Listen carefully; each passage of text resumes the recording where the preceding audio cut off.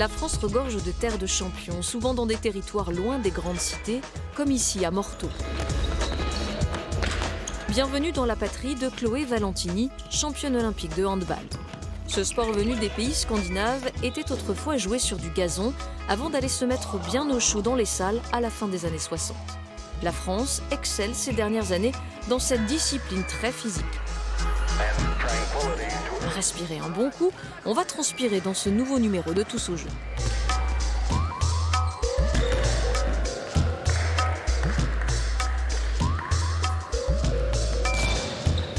C'est vraiment un sport que j'aime bien parce qu'il est complet. Ma maman elle m'a dit t'es grande, faudrait que tu fasses du hand. C'est un beau sport d'équipe, on a une belle cohésion ensemble. Là ce qui me plaît c'est vraiment j'arrive à me défouler.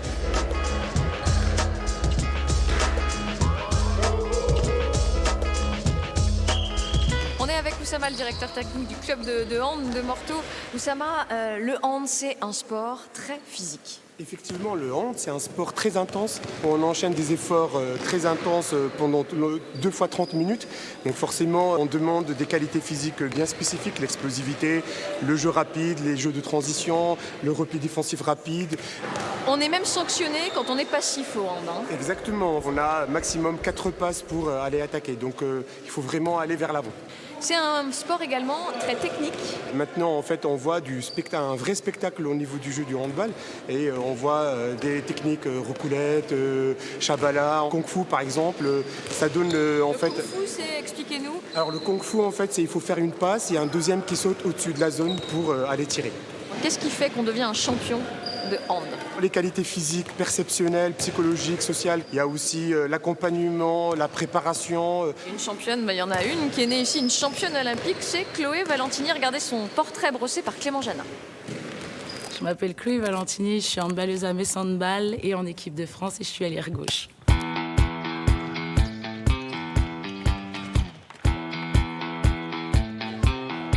En dehors de la loi de la gravité, rien n'arrête Chloé Valentini. Sa détermination, son caractère à toute épreuve en font une redoutable joueuse.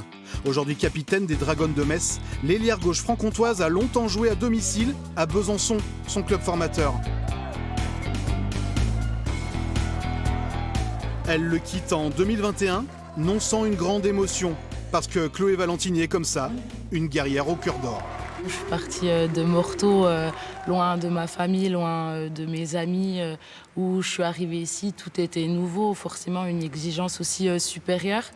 Mais je me suis habituée à tout ça. J'ai aussi appris beaucoup sur moi en étant loin de mes proches et en mettant aussi dans ma tête les objectifs de où je voulais aller et comment je devais y aller.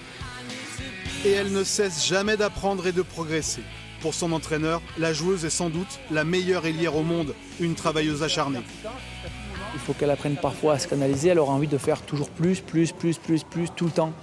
Des fois, je prépare des séances que j'imagine intensives, je pense qu'elle les vit de façon intensive, mais elle a encore envie, derrière ça, de faire toujours encore un petit peu plus. À 29 ans, son palmarès s'en dit long. Médaillée d'or à Tokyo pour ses premiers Jeux Olympiques en 2021, championne du monde en décembre dernier, aux côtés d'une autre franc-comtoise, la gardienne de but Laura Glauser. Mais vous l'avez deviné, Chloé n'est pas rassasiée et rêve de Paris. Ça va être chaud, mais par contre, c'est une fois dans sa vie qu'on peut faire les Jeux à Paris. Donc j'espère pouvoir y participer. J'espère qu'Olivier me sélectionnera dans sa liste parce que c'est encore pas fait. Humble, généreuse et engagée, Chloé Valentini est une de ces grandes championnes comtoises que l'on espère voir briller le plus longtemps possible.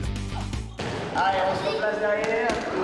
Ah, mais ne te rapproche pas de mon père, vas-y. Alors on est avec quelqu'un qui a bien connu Chloé Valentini avec sa première entraîneuse. Bonjour Magali. Bonjour. J'ai une petite surprise pour vous. Je vous laisse mettre les écouteurs parce qu'on sait jamais, le handball ça fait quand même du bruit. Oui.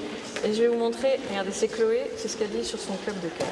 Je retiens que des bons souvenirs et c'est vrai c'est là où j'ai fait mes premiers pas, donc forcément du sourire dans tout ça. Qu'est-ce que ça vous fait d'entendre ça, d'entendre aujourd'hui? C'est vrai que ça nous touche. Chloé, elle a commencé ici avec moi toute petite, elle avait 6 ans.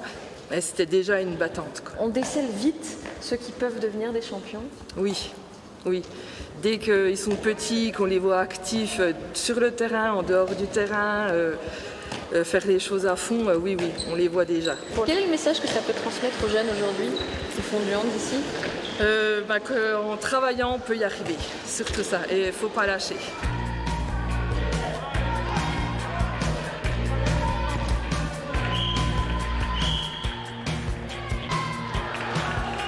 La France compte 450 000 licenciés en handball. Alors on a pris un peu de hauteur pour éviter le bruit, pour parler avec le président du club de Morteau, Damien. Vous avez à peu près 200 adhérents, c'est ça? Oui, 216 licenciés, 116 garçons, 110 filles qui vont de 5 à 70 ans à peu près. Pour vous, c'est tout de même aussi important d'avoir des champions, mais aussi d'avoir des amateurs, des gens qui viennent vraiment jouer que pour le plaisir? En effet, nous, le leitmotiv du club, c'est d'abord le plaisir. Parce qu'il n'y a pas de champion sans le plaisir au départ. Et après, les meilleurs, les amener dans des championnats intéressants. C'est pour ça qu'après, l'objectif, c'est d'intégrer notre équipe en championnat de France U17. Et pour les meilleurs, après, partir sur les grands clubs de Besançon. Un petit pronostic, Damien, pour les Jeux Olympiques, Chloé Valentini de nouveau en or? La médaille d'or, tout le club sera derrière elle. Voilà, on compte sur le club de Morteau et c'est toute la ville de Morteau, bien sûr, pour soutenir Chloé Valentini à Paris l'été prochain.